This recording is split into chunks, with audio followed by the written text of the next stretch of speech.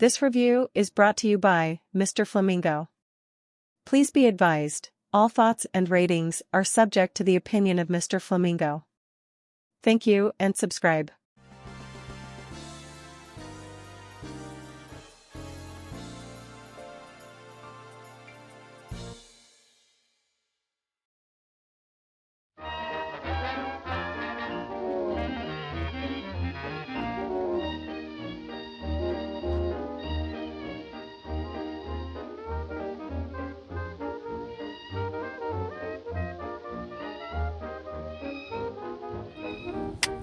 All right, and we're back.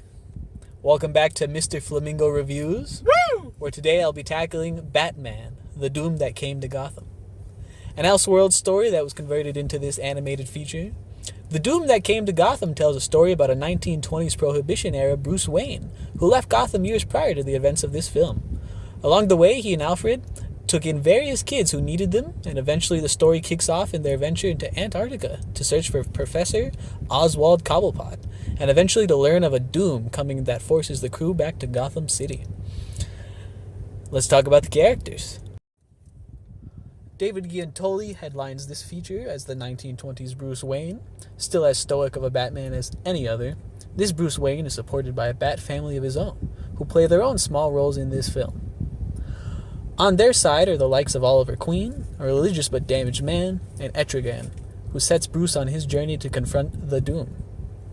Other folks like Commissioner Gordon, Barbara Gordon, and Harvey Dent play secondary roles overall, but they all have their own bit pieces to play. Just like me. Just like me for real.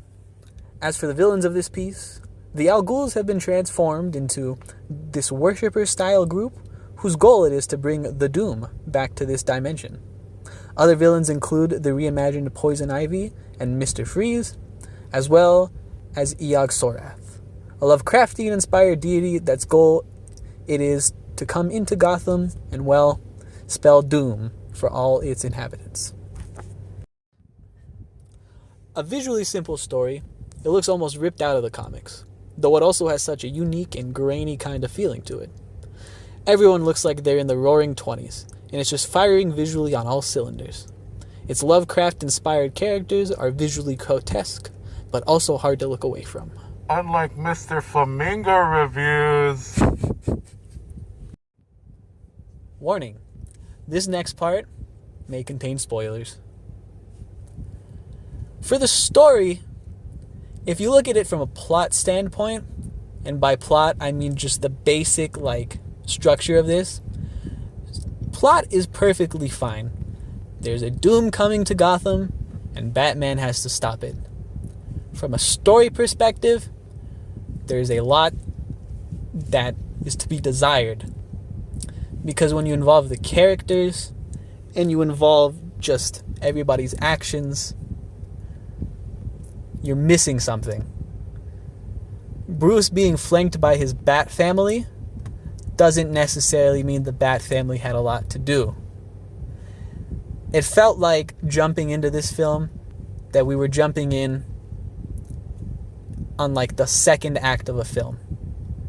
Suddenly, he's there with Dick and Jay and Kylie, and they've all known each other, and that's fine. And the film expects you to really understand that, they all feel tight-knit. But they've given us no reason to care. Jason, or in this film Jay, and Dick, they just die. There's no real rhyme or reason to it.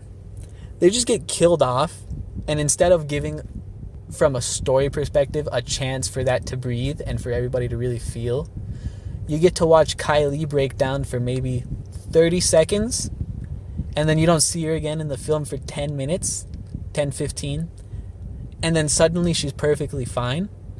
There's a lot to be desired in these characters. You have Barbara Gordon as the Oracle, who is able to communicate with the dead, but you only get hints of her through, she tries to phone call Alfred and then just hang up, like just prank calls. It's a little odd. And then you just see her for maybe 2 minutes and then she's out of the story completely.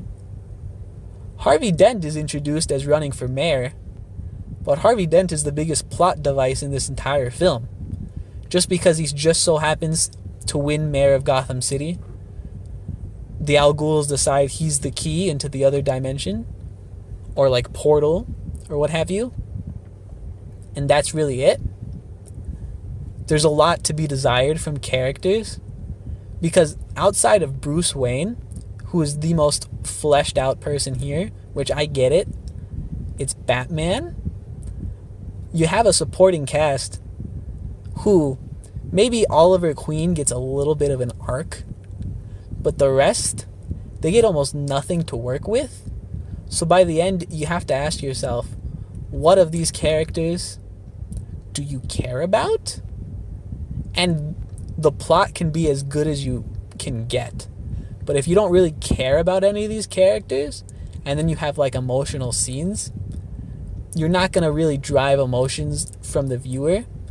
If like, I didn't really know Jay, so I mean, he's frozen to death and that's sad for the rest, but it doesn't really matter to me. And then they killed Dick for what felt like shock value. I don't know. The plot was easy to work with because Bruce just has to stop the Doom coming to Gotham. But as for like any substance, there was just so much more to want from this film. We want more Mr. Flamingo reviews. Thank you. While a visually appealing film, the flaws in the Doom that came to Gotham cannot be overlooked. But, needless to say, if you're a fan of Lovecraftian storytelling, this might be something up your alley. In the end, though, that's it. Thank you.